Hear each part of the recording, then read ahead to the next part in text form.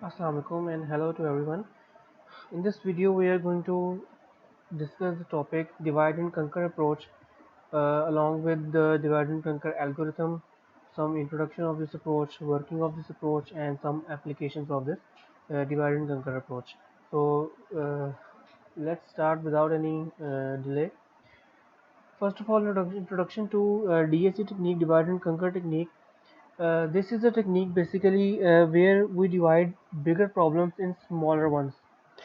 हम बड़ी प्रॉब्लम्स को छोटे छोटे प्रॉब्लम्स में या सब पार्ट्स में सब प्रॉब्लम्स में डिवाइड करते हैं और उन स्मॉल प्रॉब्लम्स को उन सब प्रॉब्लम्स को हम इंडिपेंडेंटली सॉल्व करते हैं और इस तरह से हम हर प्रॉब्लम सब प्रॉब्लम को अलग-अलग सॉल्व करके सबके सॉल्यूशंस इकट्ठे कंबाइन कर देते हैं, मर्ज कर देते हैं, ताकि उससे हमारा जो पूरा प्रॉब्लम है उसका एक सॉल्यूशन जो है हमें मिल जाता है और हमारा प्रॉब्लम जो है वो सॉल्व हो जाता है। इस पूरी डिवाइड एंड कंकर टेक्निक को हम 3 पार्ट्स में डिवाइड करते हैं, दैट इज़ डिवाइड, कंकर एंड कंबाइन।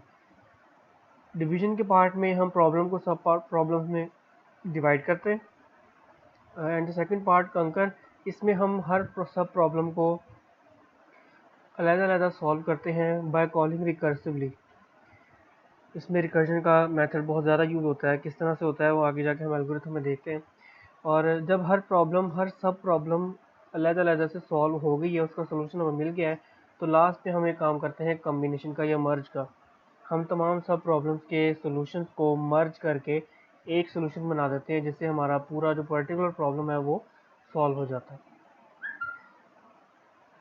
डिवाइड एंड कंकर टेक्निक वर्क किस तरह से करती है, ये आपके सामने एक प्रॉब्लम है, डायग्राम के थ्रू शो किया गया है। एक प्रॉब्लम है सिंपल, इसको सब प्रॉब्लम्स में डिवाइड किया गया है और उन सब प्रॉब्लम्स को अलग अलग सॉल्व किया गया है, कंकर किया गया है और उसके बाद उन सब प्रॉब्लम्स को मर्ज करके एक सोल्यूशन बना दिया गया है। ऑलराइट, तो इस डायग्राम से हम देख सकते हैं कि प्रॉब्लम हमारी कुछ यूँ है कि हमने जो लोअर केस अल्फ़ाबेट्स हैं उन्हें अपर केस में कन्वर्ट करना है और वो किस तरह से हुआ है, वो इस तरह से उन्हें सब पार्ट्स में डिवाइड करके हमने किया। ये एक जनरल फॉर्म है डिवाइड एंड कंकर अप्रोच की, जिसमें एल्गोरिथम जो हम आगे पढ़ेंगे नेक्स्ट स्लाइड में वो भी इसी पर बेस करता है। जनरल फॉर्म कुछ यूँ है कि डीएससी एक डिवाइड एंड कंकर अप्रोच है, उसमें पी एक प्रॉब्लम है, जिस प्रॉब्लम को हम डीएससी टेक्निक के ज़रिए सॉल्व करने वाले हैं। उस प्रॉब्लम अगर तो वो प्रॉब्लम छोटी है यानी स्मॉल है प्रॉब्लम, तो हम उसको डायरेक्टली उसका सॉल्यूशन फाइंड करते हैं, उसे पार्ट्स में डिवाइड नहीं करते। जैसे कि यहाँ पे आपको शो किया गया है, if small problem P then S यानी कि सॉल्यूशन ऑफ प्रॉब्लम पी। और अगर ऐसा नहीं है, हमारे प्रॉब्लम जो है वो स्मॉल नहीं है, लार्ज है, तो ऐसे में हम क्या करेंगे, हम प्रॉब्लम पी को डिवाइड करेंगे सब प्रॉब्लम्स में। For example P1, P2, P3 and so on to K being some integer. And after dividing the problem in these sub problems, then we apply DAC technique to each problem independently separately. यहाँ पर recursion use हुई है। DAC यानी divide and कंकर की जो approach है, वो फंक्शन दोबारा कॉल हुआ है और हर प्रॉब्लम पे सेपरेटली अप्लाई हुआ है। After finding a solution of all these sub problems, what we do combine all the solutions we found from the सब प्रॉब्लम्स। हम तमाम सब प्रॉब्लम्स के सॉल्यूशंस को कंबाइन करके इकट्ठा कर देते हैं and this is how our problem जो है generally solved in general form. This is the algorithm of divide and conquer. Same उसी तरह से वर्क कर रहा है जिस तरह पीछे आपको जनरल फॉर्म बताई है।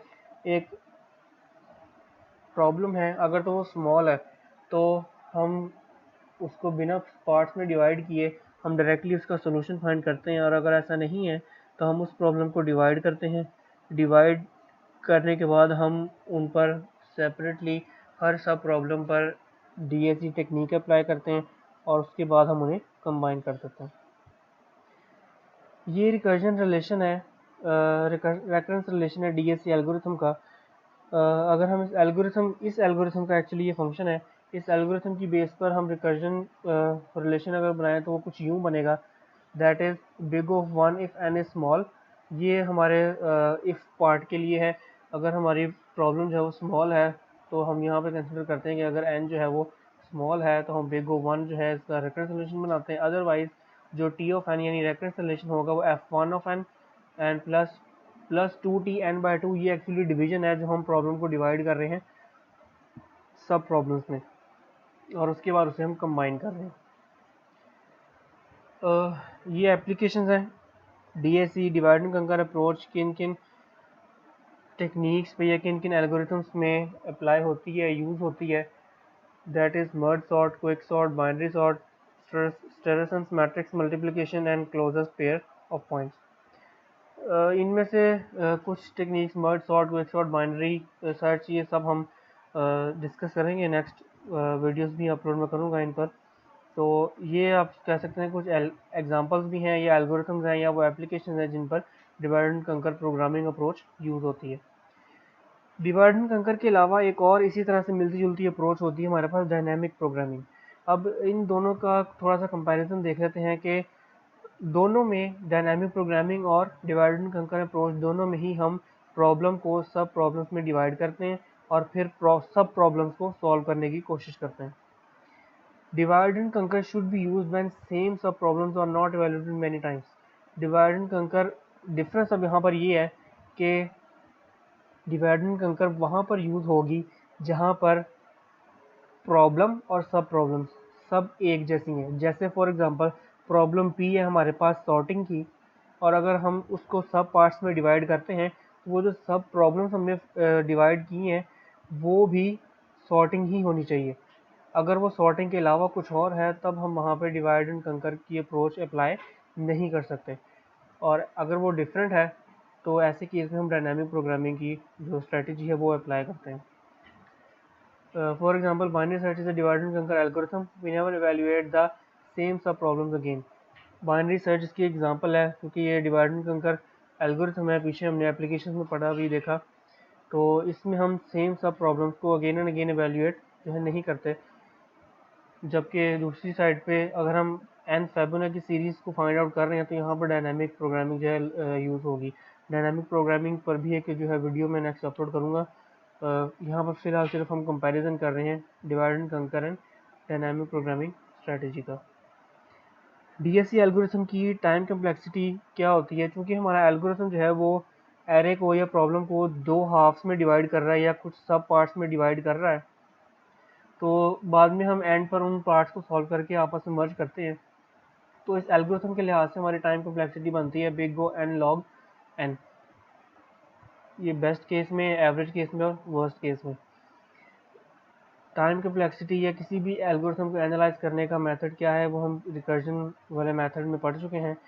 तो उससे हमने ये जो है टाइम कम्प्लेक्सिटी इसकी निकाली, और अगर हम इसी टाइम कम्प्लेक्सिटी की बेस पर या पिछले रेफरेंस रिलेशन की बेस पर अगर हम देखें तो टाइम कम्प्लेक्सिटी हमारी उस रेफरेंस रिलेशन से भी अंडरस्टैंड या की जा सकती है। That is T of N is equal to 2t n/2 plus n। कुछ advantage and disadvantage, pros and cons of DSC approach क्या होते हैं? Divide and conquer approach supports parallelism as sub problems are independent. हमारे sub problems चूँकि independent हैं तो DSC approach हमेशा parallelism को सपोर्ट करती है। इसका मतलब यहाँ पर ये है कि हम इस टेक्निक को उस एल्गोरिथम पर लगा सकते हैं, और जिस भी एल्गोरिथम पर ये लगेगी वो एल्गोरिथम मल्टी प्रोसेसर सिस्टम पर रन किया जा सकता है।